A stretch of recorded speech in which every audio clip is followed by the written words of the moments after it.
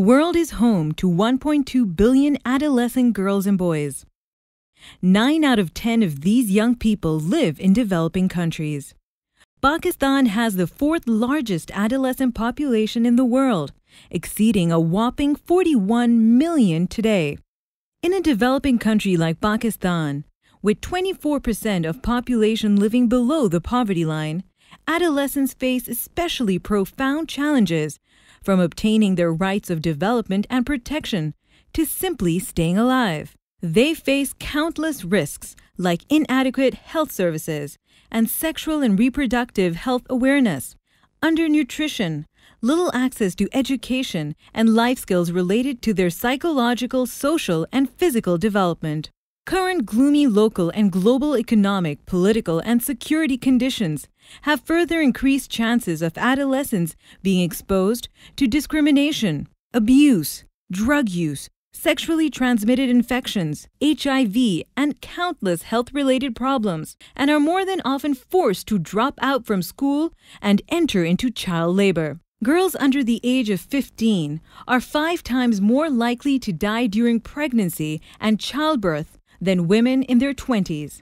The compounded effects show a grim picture and a troublesome future for the entire country.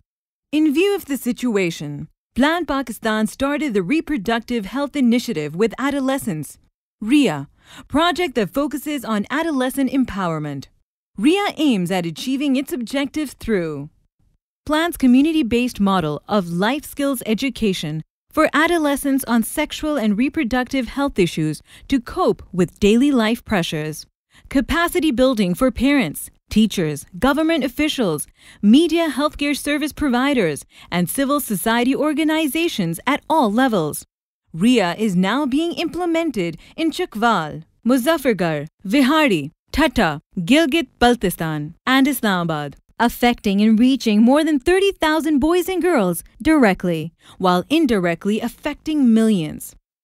RIA is a rights-based project which aims to provide an alternative community-based platform for adolescents and young people in the form of adolescent-friendly centers. It is led by adolescents, ensuring access and availability of services and information related to their development. This includes indoor and outdoor sport, books and literature on health and nutrition, sexual and reproductive health, computer interactive games, platform to initiate co-curriculum competitions, role plays, poster competitions, singing, poetry, and a whole lot more.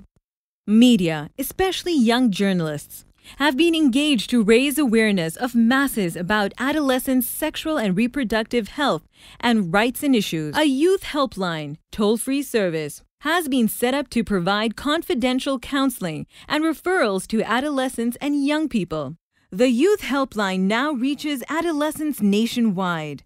The helpline also serves as a support tool for RIA. Educational and promotional material to educate adolescents and parents on key issues related to adolescent reproductive health is being developed for television, CCTV, cable networks, and social media.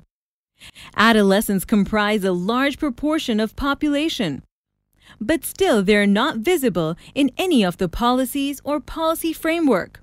As a result, Provincial Adolescent Development Policy Framework (PADPF) has been drafted through a consultative process with adolescents and civil society organizations. In a country with 41 million and increasing adolescent population, investing in adolescents is the right choice. Having the population empowered to make informed choices and exhibit responsible behaviors. This could only be possible if civil society organizations and the provincial governments formulate a development policy framework to harness the potential of adolescents.